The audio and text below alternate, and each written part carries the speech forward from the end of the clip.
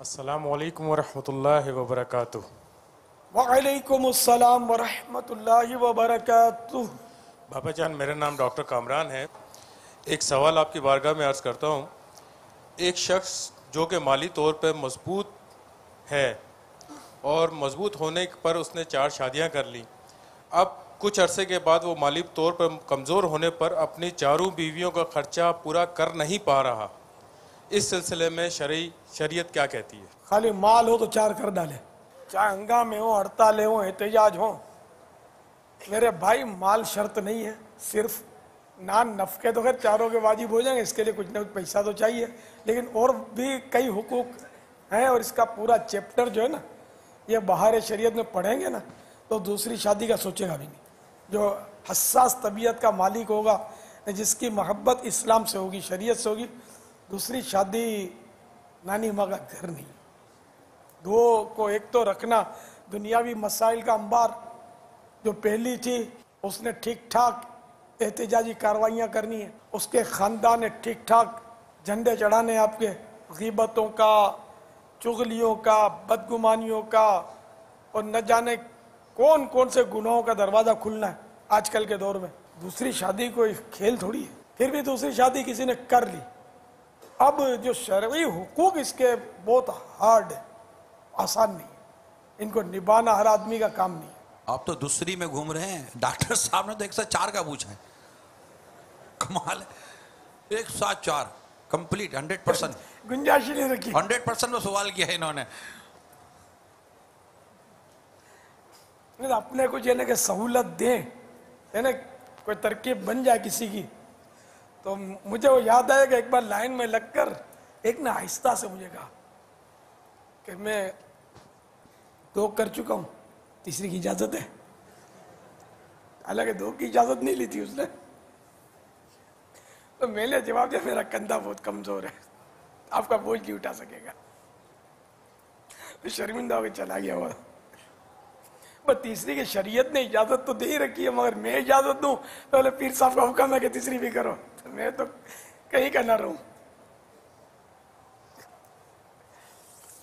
تو بہرحال یہ کہ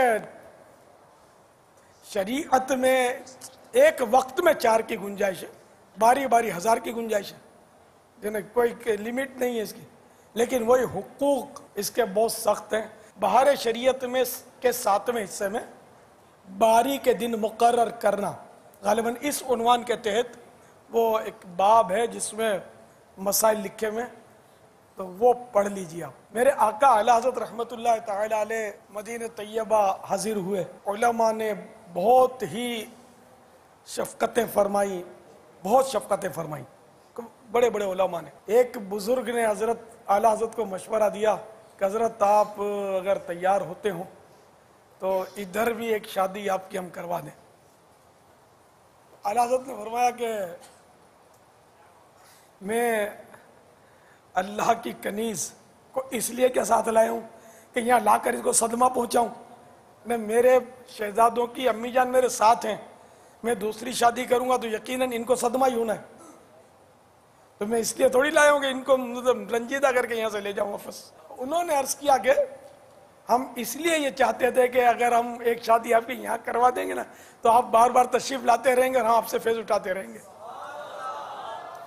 بہرحال اعلی حضرت نے دوسری شادی کے لیے رضامندی نہیں فرمائی، دوسری شادی آسان نہیں۔ سرکار اعلی حضرت تو یقیناً 4 کے بھی حقوق ادا کر سکتے ہیں، شریعت کے مطابق تو تھے ہی، سراپا عمل تھے، عالم باعمل تھے۔ تو ہمیں مطلب یعنی کہ یہ ذہن بنا لینا چاہیے کہ بس ایک بہت ہے۔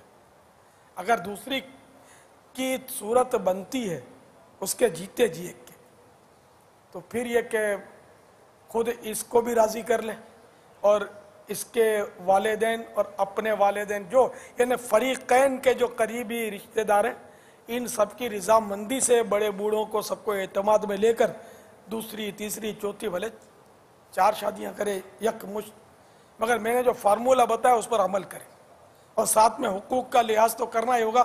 پہلے حقوق پڑھ لے، پھر آگے قدم اٹھائے اور وہی فریقین کی رضامندی سے سیڑھیاں چڑھتے جائیے۔